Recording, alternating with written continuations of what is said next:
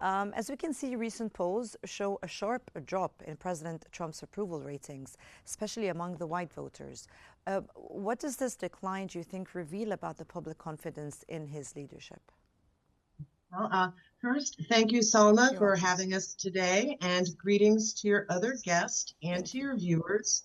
And what we have seen is a remarkable, almost unprecedented drop in President Trump's approval ratings since January. And this is not just amongst his white voters, this is also amongst the voters that came to Trump during the last election that were unusual. For example, young voters.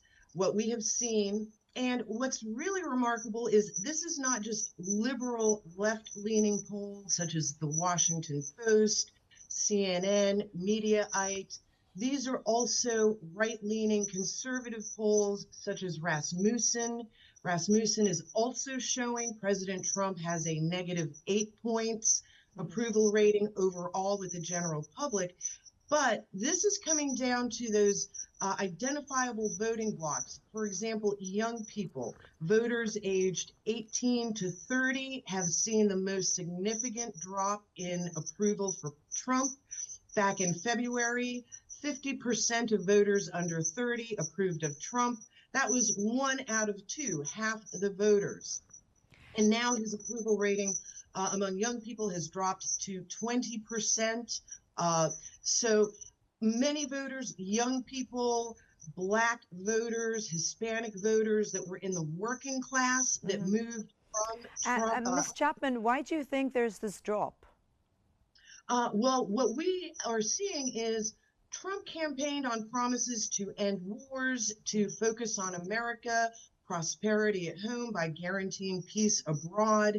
And what we have seen is chaos. We've seen chaos in the streets of America with the ICE raids, with protests, with the events in Gaza where the Trump administration quashed free speech protests. And then we've also seen overseas, Trump has funneled money to Israel for their war campaign. We just gave $40 billion to Argentina, which hurt our farmers. So American people are seeing that Trump is spending much money abroad on his foreign projects, and we're seeing chaos in the form of tariffs, rising prices, inflation.